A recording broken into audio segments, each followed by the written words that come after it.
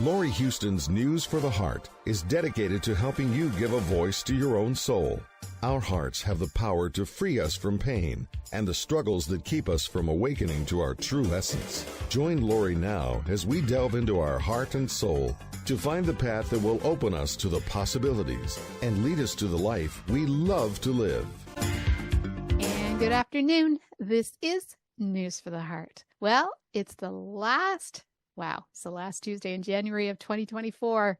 You believe it? Which is almost the last day. We've got one more day. Well, and because it's the last Tuesday, we have our awesome co-host, Tom Campbell, with us. Always awesome to have you on the show, Tom. And last year we did a really fun show called What is Love? And we discussed all the definitions, and we really tried to make clear what love is and what love isn't. So this year, just because it's been very much a topic that keeps coming up, and I keep seeing it even in my own life, and it's about communication. It's like people would rather break up than communicate. We have, relationships are challenging. They're messy. They're beautiful. They're amazing. But communication seems to be that one place that, I don't know, we struggle with. It's people feel vulnerable, and then they think vulnerability is a weakness, where I think it's a strength. But it's like, well, if I pour out my heart and then they don't accept it, then I'm being rejected, even though that's what they think. That's not really what's happening, because it's the other person that has the issue, not you. So let's just chat about love in its many splendid forms and how to communicate, because we're having real issues with communication. So welcome to the show, Tom. Hey, well, thank you, Laurie. It's always fun to be here on the last Tuesday of the month and chat with you. This is the soft side of MBT, yeah. And actually, this is probably the most important side of MBT. The science side is kind of the hard side, and that's important in its own way. But relationship and connections and people and life, that I think is probably more important. So I like these talks that we have, and so do most of the people that make comments. Yeah. And that I hear from. This is a very popular show amongst the MBTers, and I suspect it is amongst your group as well. It is. So that's a good subject to talk about. Why is it so hard to just tell the truth? Right? Why is it so hard to just explain how you feel? And the reason it's so hard, of course, you mentioned that it's fear. People are afraid that if they tell the truth, it won't be accepted. That if they tell the truth, the other person will want to tell them why that's the wrong truth, or why that isn't the way it is, or fix them. And they don't really want an argument about their problems at that point. So I think it's that basic fear. And you said that's vulnerability. Well, vulnerability is fear. If you feel vulnerable, then that means you feel like you could be hurt. Well, that's fear. So there's a couple of things involved in it. One is a strategy that people have to deal with fear. And it's a very common strategy. And the strategy is very simple. It's, if I don't play, I can't lose. And, that sounds like, well, okay, right. If you don't play, you won't lose. But you also won't win, or you won't anything else.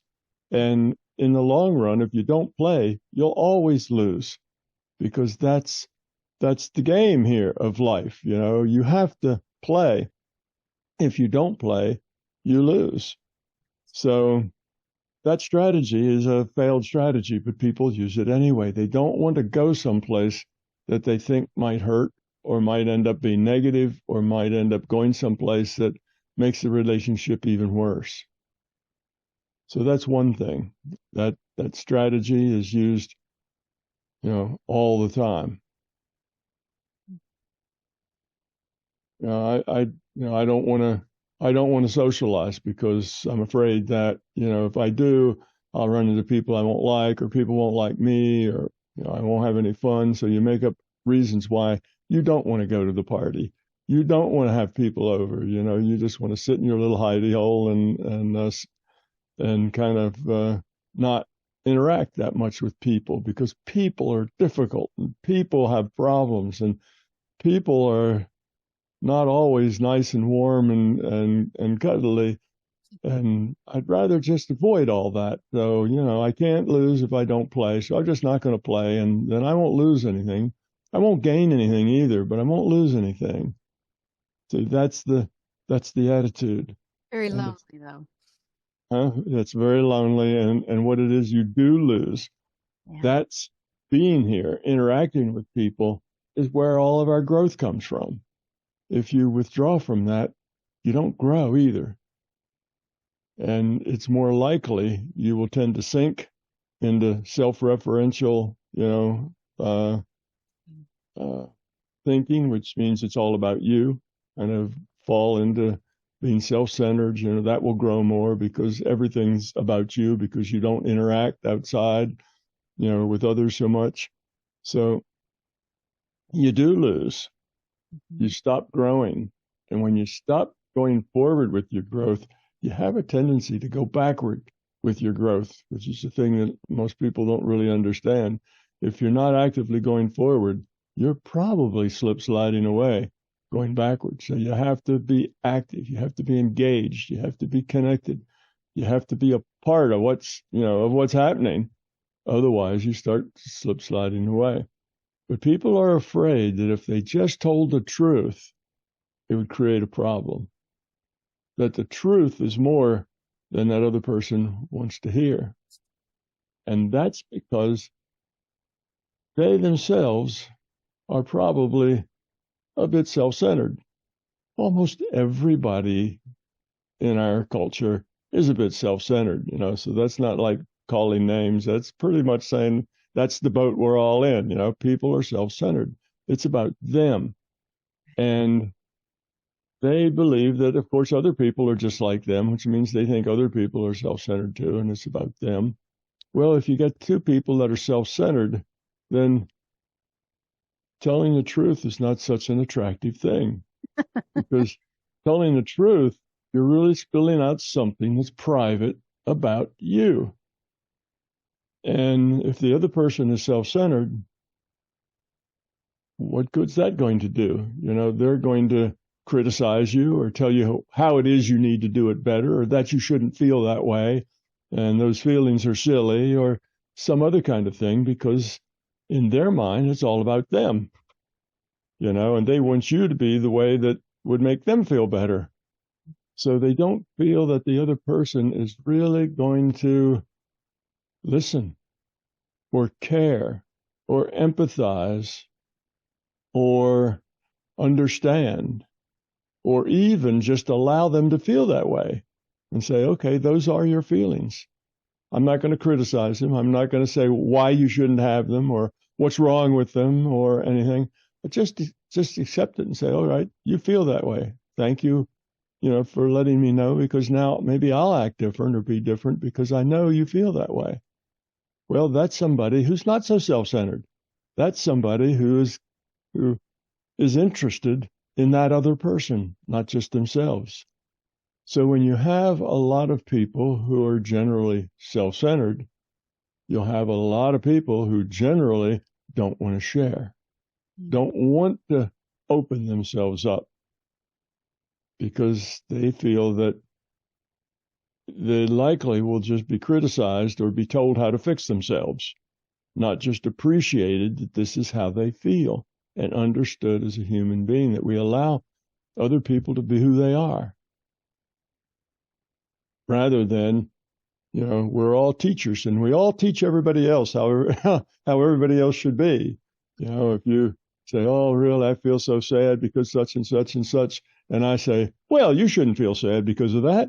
You should this and this and that. Well, that's not helpful. You see, that's me teaching you how you should be. Well, if everybody's kind of like that, then, communication always stays superficial. And everybody's afraid to take it down to the level where it's really meaningful because they don't want to be told how to fix it. They understand it's a problem. They know it's an issue. They know it doesn't feel good.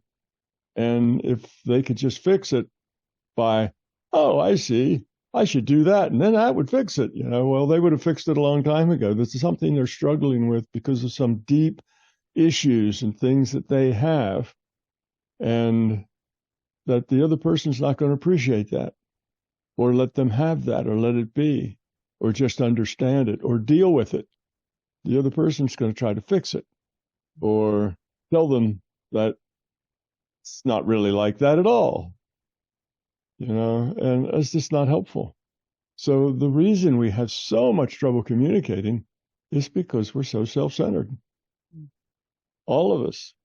And when you're with people who are mostly self-centered, being honest and truthful, at a deep level, is generally doesn't work very well. Because if you pour out some kind of thing the way you feel, and somebody else tells you that that's just stupid to feel that way, or that you shouldn't feel that way, look, here's some good arguments of why you shouldn't feel that way, and here's how you should feel better. You need to go do this. If that's what you get is Mr. Fix-It or Mrs. Fix-It, they're not really understanding where you are and what you're doing. They see you only from their perspective. And from their perspective, you would be better if you didn't feel that way, or if you didn't feel bad about that thing or something else. So better not to say anything, better just to keep it to yourself. So we don't communicate famously, look at look at all the various movies, almost all the movies that have to do with boy-girl, or a romance or something. And it all hinges on miscommunication. The whole plot almost always just hinges on miscommunication. She feels this way, but he doesn't understand that, and he feels that way, and she doesn't understand what that means. And it's all about miscommunication. Well, that's because that's our life. That's the way people feel, and they can relate to that miscommunication. And when you're watching that movie, you say, well, why don't you just tell her? Why doesn't she just tell her that would fix the whole thing? But that's only in our imagination that it'll fix the whole thing. Most of the time, it doesn't fix the whole thing. It just creates another issue. So, all right, I was having trouble with my significant other. I was honest, and she told me that, my feelings were invalid, and what I should do is drink more water, or something. And, that doesn't help. So now I've just become more of a problem. Before I was, at this level of problems, and now I'm just one more level beneath that with more problems because I just shared it. And it's not what my partner wants to hear. And from my partner's viewpoint, what's only important is what they want. And if I share something that they don't want, then that puts distance between us. So when we change, when we grow up to the point that we actually care about other people, and we don't try to fix everyone, but we try to understand everyone. Instead of fixing, we want understanding. And also that we have compassion for everyone. We not only do we understand them, but we realize that this is a serious problem or issue or thing that they have fear wrapped around. And they're struggling with that fear. And how can we help them deal with that fear better? And it doesn't matter whether we think the fear is silly or not. That's not the point. It's not the point at all. Or that the fear is something they got when they were 5 years old and didn't get that teddy bear. It's that may all be silly, but that's not the point. The point, there's somebody who's having the problem, and how can we best help? How can we be in order to help them get over that problem? Or is there anything we can do to help? Or maybe just listen. Maybe the best thing we could do is just listen and understand and make sure that we don't poke at that problem, that we don't irritate that problem, that we don't exacerbate it with the things that we don't intend to exacerbate the problem. We don't even know the problem's there. But we could think a little bit about how we might have been exacerbating that problem or adding to it, or have become a part of it, and how we could change in order to be helpful. You see, not how they could change to make our life better, but how could we change to be helpful to them? But see, most people aren't interested in changing themselves. They would like the other person to change so they don't have to. Right. So that's why it's not just, the fact that we don't communicate is just a symptom of a general level of self-centeredness, a lack of growth, a lack of being love, and it can't really be fixed until we change who we are. So, it's such an obvious problem. Everybody knows it's an obvious problem. You can't watch a movie or read a book without realizing that that's the obvious problem, is that people aren't communicating. And if you look at your own life, there's things you don't share. You don't share how you feel, because if you shared that, they may not like it, or it may be a problem. And you're not at all sure that they're going to be sympathetic or empathetic or try real hard to see what they can change to help. Instead, they're going to tell you what you should change in order to help, which isn't helpful at all. You see? So everybody's kind of in that same boat. We can't talk to each other because we're not grown up enough to respond with love and with caring. So if you want to share something with somebody and they're incapable of responding with love and caring, well, you just keep your mouth shut. You don't share with that person. And the problem is then, of course, that if people did speak up, even at the low quality of consciousness out there, they probably would feel better, and it would probably help more than it would hurt. Sometimes it would hurt the relationship, but most often it wouldn't. It would actually help. And it would help the two people grow up some.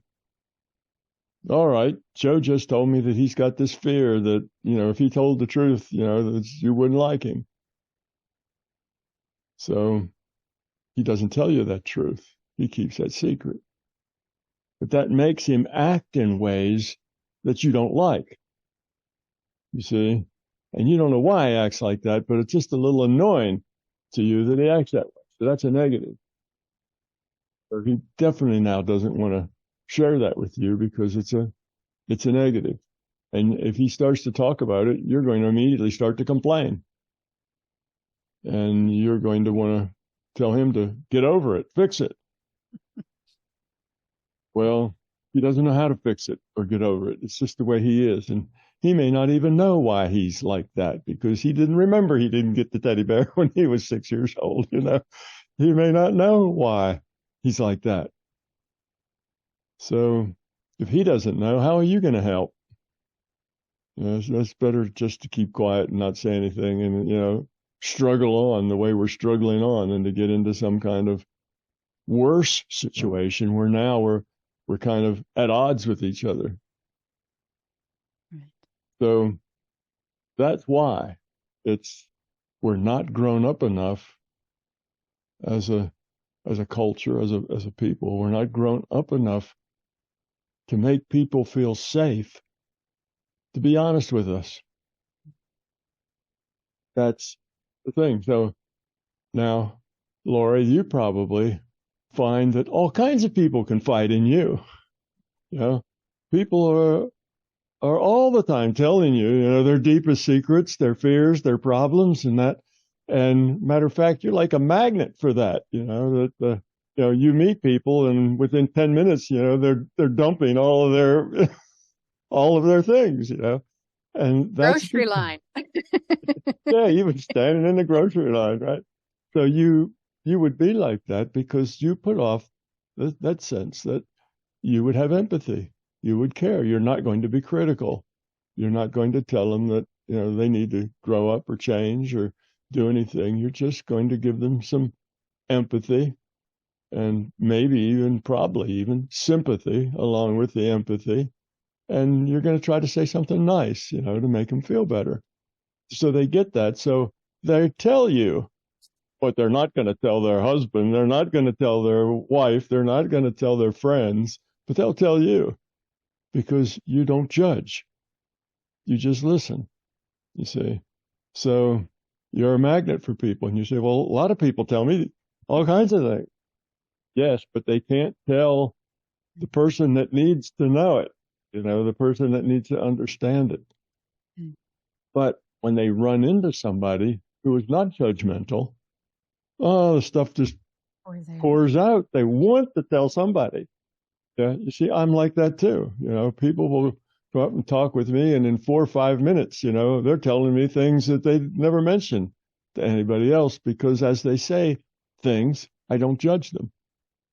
As they tell me a little bits of it, I don't judge them. So then they get braver, so they tell me more, and I still don't judge them. And pretty soon, it's they feel free because they're not getting judged. Well, most people aren't like that, and most people, particularly in their relationships, there's a lot on the line in the relationship. Okay, look at this relationship.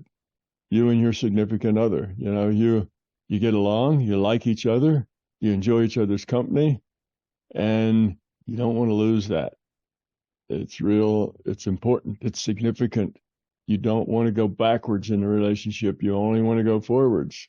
So you better be careful because you might say something that'll take it backwards. And you don't want that. That's the fear. It's the fear of being judged, not being understood, that the other person will not really understand and be supportive. They'll understand and be non-supportive, tell you how to get over it, what you should do about it, why you're being silly, and so on, rather than understanding that it's an important thing to you. It's kind of a general attitude when somebody says something about the way they feel. Oh, I feel, such and such. And people look at that, judge it according to their own experience, and then pronounce judgments. Oh, that's silly. You shouldn't feel that way. I mean, how many times, do people say that? Just get over it. Yeah. Just get over it. Yeah. It's true. Oh, I don't like that store. It just feels creepy to me, and I never go in there to buy anything. I won't go into that store. And people who go to that store all the time say, that's stupid. It's a perfectly nice place. Okay, the lighting isn't all that bright. It's a little dim in there, but other than that, there's no problem. Well, so they just discount it. Right. And judge that person as lacking. Whereas maybe that person had a really horrible encounter in a very dim place at one time, and that's what it reminds them of, and they don't even remember that. But it's scary to them for some reason. And the point is, when somebody tells you things like that, some of their feelings, it doesn't matter whether they're rational or not. If it's totally irrational, that's irrelevant. That's the way that person feels. Rational or not, that's important to that person. And to just be told that they're silly isn't helpful. That's that's judging them without understanding them.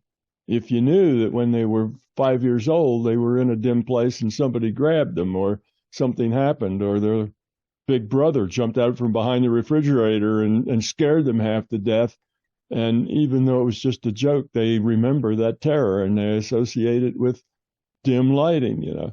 There's something going on there. And you need to allow that to be, and allow that to be important to them. And if they're important to you, then that should also be important to you. And you need to think about that and make sure the lights are always bright, and whatever, rather than just say, well, that's stupid. It's just, you're going to waste electricity, get over it. See, that's the self-centered attitude. But other-centered lets you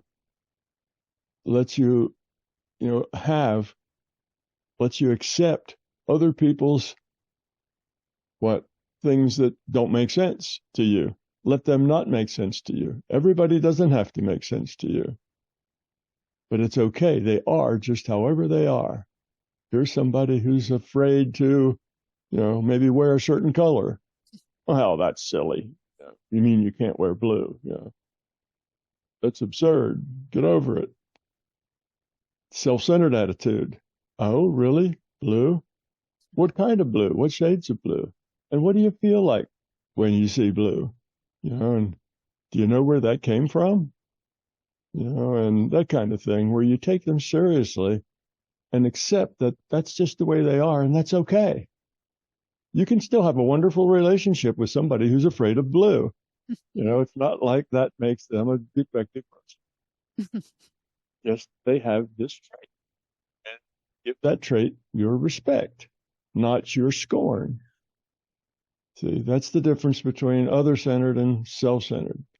If you're self-centered, you judge everybody else according to yourself. Well, I'm not afraid of blue, therefore you're stupid if you're afraid of blue. See? Yeah, and I'm going to paint the walls blue, and I'm only going to wear blue from now on. So there. Yeah, right. That'll show you. That'll help you get over it. Right? Right. Yeah, that'll help you get over it. Right.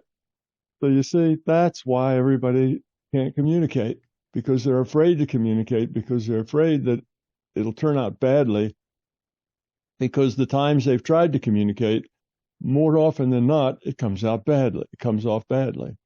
They tried to communicate to their teachers at school, to their parents, and it came out badly.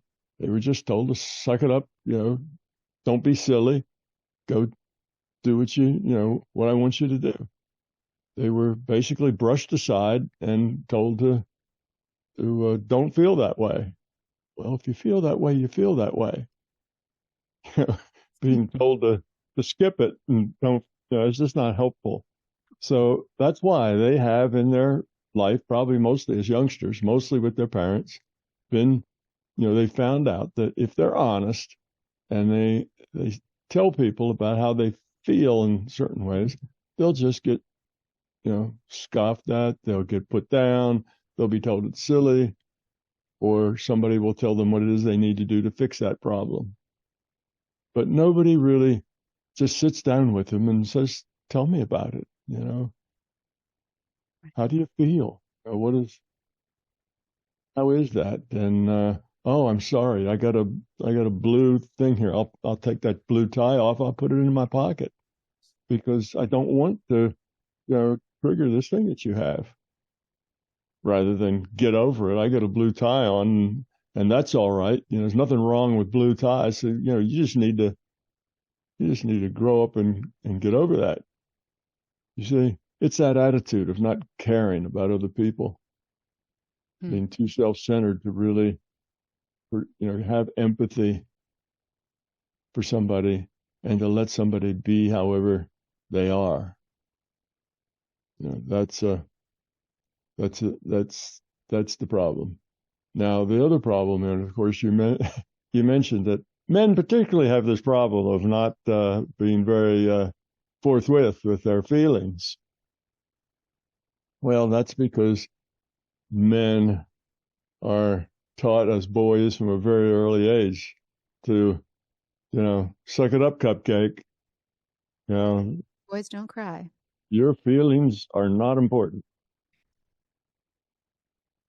And they take that in and they feel that way. So they keep it to themselves. And around other men, other males, if they were to say things like that, they would just be laughed at, scoffed at. They'd be made the butt of the joke. The men would be relentless in their negativity and putting that person down because they violated the rules and said something, about their feelings or whatever. And that's against the rules. You don't go there. You keep that to yourself. You deal with your own personal stuff. We've got work to do. Keep your stuff to yourself. And that's just the culture that men grow up in. How did that happen though? Like, how? Why? I mean, where did I don't quite understand. I mean, it's not like I guess girls were sort of taught to, feel and be intuitive but why were boys, what was the great problem with? I think the problem is that you have to work because you have to just do it. You have to work together. They were always either in war together or in trying to survive together. Each guy had his own job to do. Everybody depended on everybody else doing that job. And anything that takes your focus off the job you have to do is not good. You need to be focused. All your personal stuff, stuff it under the rug. Put it someplace where it doesn't bother you. That's your business, but it doesn't belong here. Whereas females don't have that sort of thing. They tend to be more sociable. They, the girls, when they're young, have girl gangs. They hang out with other girls. They share. They have friends. The friends are important. Guys don't have those kinds of relationships with other guys. It's more rare for guys to have really close friends that are guys. They have a lot of acquaintances. They have guys they do things with, guys they go fishing with, or guys they go hiking with, or things like that. But that's a pals kind of a thing. That has nothing to do with what's under the hood, with what's, deeper down, and those things are hardly ever talked about. And it's, what do they call that? I think with women, they call it own group preference, that they have they have a connection with their own sex, and women have an own group preference, where having a female friend that you can talk to is an important part of the female experience. It's not a part at all of the male experience. Also, men were pretty expendable, particularly long time back. And if you had really good friends and a lot of emotional attachments, those would end up being a problem because a lot of guys didn't live very long. It was a very violent, very rough place, and they had all the dangerous jobs. They were out, and part of the fighting, or part of the, securing, got to get that cave, got to get that bear out of the cave so we can live in that cave, that sort of thing.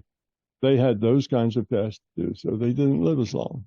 And when you do your job may well be fatal.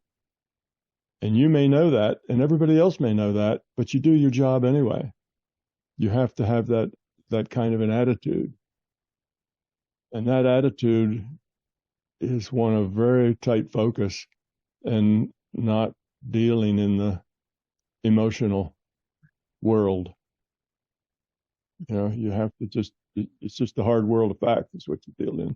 So men are more that way. Now, it doesn't mean that they can't be emotional. They can't, they can do all those things too. They're human. They have all that same stuff, but they're more inclined to push that sort of stuff down not deal with it, not share, it's not good. But in relationship, now, you see it's a different thing. If you had trust in your person you were talking to, even in your significant other, if you had trust that they would respond in a positive way and it would end up being a good thing, then you could get the courage to say those things, to discuss those things that are kind of a deep part of you that you keep to yourself. But if you're not quite sure that you trust them that much, and it might turn out to be something bad, well, something bad is something to be avoided. So even if it's just a 10% chance that it would turn out bad, not worth the risk. Rather, keep it the way it is. Well, mostly that's because they're overestimating the difficulty if it doesn't work well. They're overestimating that if it doesn't work well, it's going to be a really, really bad thing that will cause problems forever. And typically it's not, that way. And people are generally self-centered, yes, but, mostly they also care about other people, and they do want to be helpful. And, people, it's not like people walking around are all evil. It's not like that at all. Well, most people are nice, and they try to be nice, and they try to be helpful, and so on. It's just we're not all that grown up yet. And people's worry, their fears, kind of makes that possibility of it going wrong bigger than it really is. So the possibility of it going wrong is maybe a small problem, but they see it as a big problem. It's an unknown, and it's just easier not to go there. So that's kind of the way it is. You talked about the girl groups, and yeah, it's funny because whenever I'm in a group of girls, usually it's a lot of gossip and it's a lot about how the other person is doing something that they don't like. It's not usually, oh yes, pouring their hearts out about their own fears. But within the girl group, within that group, it's kind of understood that you'd be nice and supportive of the people in your group. But the people that are out of your group, well, now, those people are the ones you talk about, they're the ones doing everything wrong and awful. So that's the way those groups work. Those groups say, okay, we'll all be nice to each other in this group, but we don't have to be nice to anybody outside the group. Yeah. That's those little girl groups are like that. And when men group up, they tend to challenge each other all the time. That's part of the way they socially interact. The girls all get together and say, well, let's all be nice to each other, but we'll pick on everybody else. The guys get together. If some guy says something that's a little off or a little whatever, everybody else jumps on him and makes fun of him right away. That's to be expected. And that's the way guys interact, is they instantly challenge anything that's off kilter or comes out that it's not right or sounds a little goofy or something. If they're not just exactly the way they're supposed to be, then they get called out and made fun of, and a lot of jokes, but they're used to that. So it's not something that's really all that upsetting. They laugh, okay, you guys got me this time, and they laugh along with it. And but it's, for women looking at a bunch of guys interacting, it almost seems hostile in that they're always putting each other down. They're always making fun of each other. Very competitive. Yeah, very. It's competitive, but it's you show no mercy. Mercy is for sissies. There is no mercy. So when somebody says something and everybody says something that they did that was stupid or something, everybody laughs at them, and they spend the next 5 minutes just, roasting that person over that gaffe. But guys really don't mind that so much. They expect that. They expect that sort of thing. But when people tend to see the rest of the world from their own vantage point. So men tend look at what women are doing and saying, and they interpret it as if those women were men, because that's the way men think. So when they what do we call it, rib or make fun of or whatever, if they do that with a woman, she gets really upset about it. And they can't understand that, because she's supposed to laugh and then say something, take a hit back, say something clever back. And that's supposed to be fun. And it's not fun between a man and a woman when he does that. And he gets caught and doesn't know why that doesn't work, because it's not his reality. So there's a lot of things between men and women that are just, women think that, men will act and say things like women. Men think that women are going to thinking and like men, and they don't. They're totally different.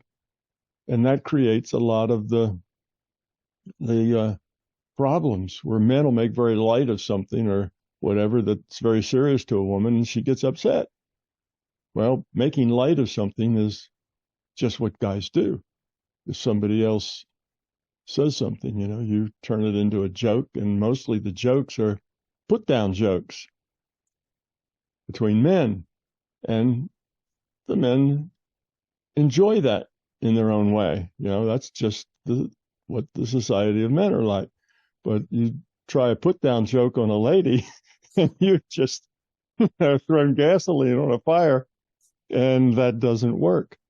So part of the problem is that men don't really understand women. They think they tend to expect them to act more like men. And then when they don't, they think, oh, well, they're irrational, because of course, however you are, that's rational. And if anybody's different, they're irrational, And women feel the same thing about the men. Those men, they're so goofy, they're so irrational, So it's, talk about not being able to share, not being able to say what you think. We have basic problems, even just living together, communicating, because we don't have an appreciation for other, because we're so wrapped up in ourselves. We don't take the time to think, what is that other person thinking and feeling? What's important to them? How do they see the world? What's their viewpoint? Let me look through their eyes for a while and see how they see life. And if you had those kinds of interests, then everything would be so much easier. And your relationships would all get so much better. But that requires you to think about other people. No. That requires you to understand and to care about what other people are thinking, instead of just judging them as being silly or immature or whatever. So that's why this world is so messed up in the region of relationships. We just don't understand each other very well, and that's because we're too self-centered. It's about us, and we don't take the time or have the inclination or really care enough to think, how does that other person feel, and not judge their feeling. Just accept that that's the way they feel. For whatever the reason is, it doesn't matter. That's the way they feel. And then you have to deal with that in a positive way. And that's something that just doesn't happen that often. We're too much wrapped up in our own needs and our own wants, and how we'd like people to interact and how we'd like people to be. Women would like men to act more like women, and men would like women to act more like men, rather than us really understanding what the other's like and why they feel that way. We just wish that they would act the way we act, because that would make it a lot easier for us, and it's really about us anyway. So making it easier for us is really what we're all about. You see? So it's a very endemic issue, but it's almost funny, when you see it in particularly like the romantic comedies, it's almost funny how people refuse to say something, to say the truth, when the truth would fix the problem. The truth would solve all the issues, but they just can't say it. And it's almost amusing to watch the dance of people dancing around the truth, not wanting to say what they really feel. And particularly with guys, often they don't know really what they feel, because they don't deal in the emotional space so much as females do. Females are more aware of how they feel and why they feel that way. Men are not. So if you ask a man, well, how do you feel about that? Mostly the guy will just kind of stop, like, huh? How do I feel about that? Well, they'll think about it a while, and then they'll tell you something that comes out of their intellect that doesn't have anything at all to do with their feeling. But that's the way they think they should feel about that, because they really don't know how they feel about things. They don't think about it. Now, it doesn't mean they don't have feelings. They have lots of feelings. But the feelings all live in feeling space. They don't live in intellectual space. So they don't really understand where they come from or why they're like that, and they don't really question it. It's just the way it is. And if you ask them about it, they have no idea why they feel like that. So they just make something up, a good story from the intellect that they think makes sense, rather than really, oh, why do I feel like that? Where does that come from? Yeah, I do feel that way, and why? That kind of introspection is not all that natural to males, where it is more natural to females. So they don't really know why they feel the way they feel. But they know that if they have this feeling that if they were honest and straightforward, it would cause more trouble. It would not be understood. It would be misunderstood, taken the wrong way, and cause difficulties. And, at least some of the time, that's probably true. And vice versa. Women, if they were to be really, really honest, there's a fair possibility it will be misunderstood, because the other person has never taken the time to understand that other person. But let's face it, when we're in that case, we're not really expressing our feelings. We're expressing our dissatisfaction with the other person most of the time, instead of actually expressing why we want something the way we want it and what it means to us and how we feel about it. We're usually going, well, you're doing this wrong, instead of, so how can we work this together? Yeah. Well, we need to talk in terms that are non-judgmental. Instead of, you're doing this wrong, or I don't like you doing this, it needs to be, when you do that, it makes me feel this way. You see, that's just a statement of fact. When you do that, that makes me feel like this. And of course, the other person says, well, that's goofy. Why would you feel like that? Well, that's at least an opening, but they shouldn't start it with, that's goofy. You see, that's what they're thinking, but they should think, well, that's just a fact. He or she is just telling me that is how that makes them feel. Now, deal with that as a fact. Don't judge it as a wrong, a wrongness. They shouldn't feel that way or shouldn't think that way. Judge it as a fact. They do feel that way. They do think that way. Now, how can I deal with that?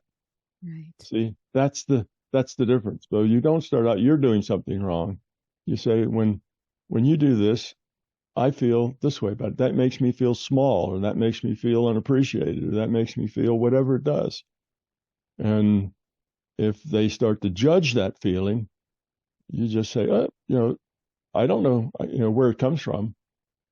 It's just how I feel. I don't know exactly why it makes me feel that way, but just the sum total of my life to this point has led me to this condition that's what it feels like. So please, be aware of that. That's all. Speak without judging, without saying that's wrong, that's stupid, you shouldn't feel like that, get over, suck it up, cupcake. All that stuff is judging the other person. Needs to change. You need to change. Well, that person probably does need to change. We all probably need to change. We can all grow up and change some, no doubt about it. But we don't like to be told to change. We like to be accepted the way we are. So it's how you phrase things. If it's judgmental, what you're doing is wrong, or that feeling is stupid, that's just judgmental. That's my judgment of what you're feeling. Well, my judgment of what you're feeling is irrelevant. What's relevant is you're feeling it. That's important. Why you're feeling it is not important. Doesn't matter. Maybe something happened to you when you were 6, or maybe it's just part of the way you are. Maybe you got that characteristic from your grandmother, who knows? It just doesn't matter where it comes from. That's irrelevant. What's relevant is you feel that way when he does this or she does that, then it makes you feel this way. That's important. So you have to realize people are full of feelings for all kinds of strange reasons that aren't rational. Being rational is not a requirement. Being real is a requirement. So you understand that people, for the most part, are not rational. We think we're rational and everybody else should be rational too, but we're not rational. We just think we are, but we're not rational.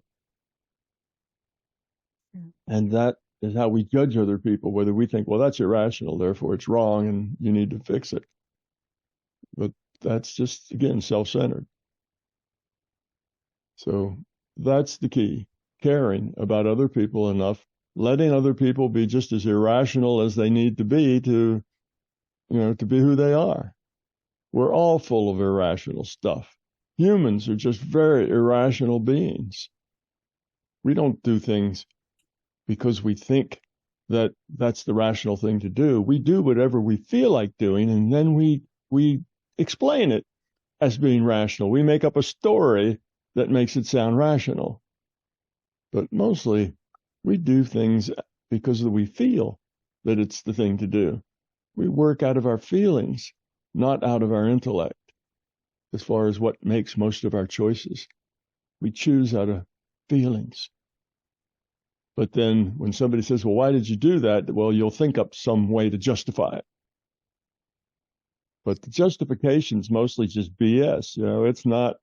It's not really why you did anything. You did things because that's just the feeling. See, underneath what's going inside, based on all the experiences you've had, the hurts you've had, the successes you've had, all of that comes together to make you. And that's why you make the choices. Not because your intellect has decided that this choice is the correct action.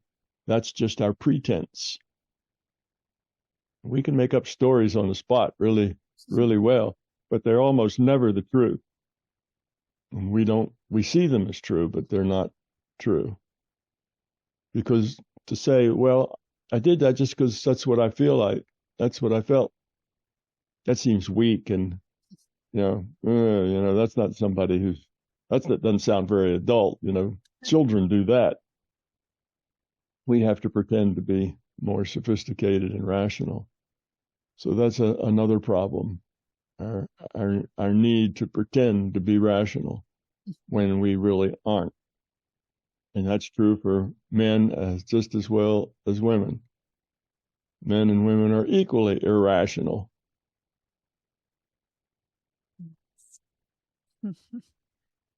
Yes, we are. We don't think our way through choices. We feel our way through life. And that feeling is based on our experience, all the good and all the bad and all the movies we've seen and just everything. It's our experience, all the friends we've had, it all sums up to our experience. And that's why we make the choices we make. So we're very complicated, and we really don't know why we make a lot of the choices we make. It's just what we do, and the way we feel. And we really don't like having to explain some rational reason for why we do that. We just like to be accepted that that's the way we are, and that's okay. We don't need a reason. You see, now that is a much deeper level of acceptance. When you can just be with another person and you don't have to pretend to be rational. You can just be you, and that's okay. See, now that we'd call that a very deep relationship with another person. Well, that's just another way of looking at the same problem we've been talking about. Have your relationships and don't worry about rationality. Just people have feelings, which makes them make choices, and explore the feelings. How does that make you feel? I notice when I talk about this, you get real quiet. How does that make you feel? And when you just say, "Oh, I don't know, just not interested," well, you're just sloughing that off. There's a reason why you're not interested. And if you can share that, find it out for yourself, and the women will have a lot easier time, I think, finding that out. I think the men are more distanced from their feelings. They more often don't have a clue of where a lot of their feelings come from. So, yeah, it's all about growing up, finding out who you are, being authentic, and caring about other people. So that's kind of the mess we're in right now, because most all of us are not grown up enough to not be judgmental. And we're afraid that the other person will be, and we're afraid that it'll hurt the relationship, and we don't want to hurt the relationship. But by not being honest, we are hurting the relationship. You see, that's the problem. And we're probably hurting it more by not being honest than we would if we just talked. We just said what we were like, what we wanted. Yeah. Yeah. And we'd surprise each other. We'd really surprise each other. But we also have to have a big enough reality that we can just accept that. Say, well, that sounds really bizarre. I never would have thought of that, but okay, if that's the way it is, then that's the way it is. And please help me, understand that. But that's caring about other. Again, not about self. So that's why we have so much trouble communicating. It's just not a problem we're easily going to fix. Right. Because that fear is really what controls us in our choices. And we need to turn that around to where it's that love that controls our choices. And our intellect hardly ever controls our choices, unless the choice is very straightforward, simple choices. But choices in relationship are never simple. They're always very complicated choices. And meaningful choices are usually complicated choices. Trivial choices, do I want, a blue ribbon or a yellow ribbon, well, maybe that's intellectual. Who cares? What's best going to go with my socks, or whatever. There's some intellectual reason for that, but meaningful things are almost always made from the feeling level. Yes. And difficult because that's what helps us grow. So growth, if it was easy, we wouldn't be here. Right. That's we wouldn't need this. We wouldn't need this experience, would we, if we were already grown up? But we're here for a reason, and that's to solve these problems. But I think if we just had the courage to try to be a little more open, Right. and try to be a little more interested in other people and their feelings, and try not to judge other people by our own experience, just let them be however they are, and accept them as that's the way they are, without judging them or trying to fix them. If we would just do that just a little bit, I think we'd find that all our relationships would get better.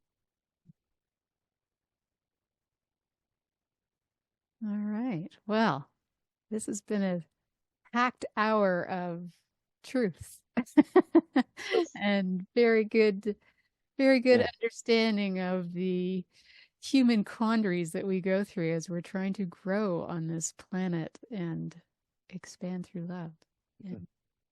Well, communicating with other is where most of the growth takes place, and that's why. That's the playing field. That's really the challenging part of this game, is all of the relationships that you develop with your children, with your spouse, with your neighbors, with everybody. What's the quality of those relationships? You look at every one of the, but that's where the rubber meets the road for us in our growth. That's why this is such a thorny, knotty problem, because that's the real core of our challenge here, is the relationships we have with other people. And the more what intense that relationship is, the deeper it is, the more of the challenge. The challenges just keep growing. So that's the beauty of it, though. That's relationships can be very rewarding. You got to work at it. Got to have courage. All right. Well, another great Love Month show.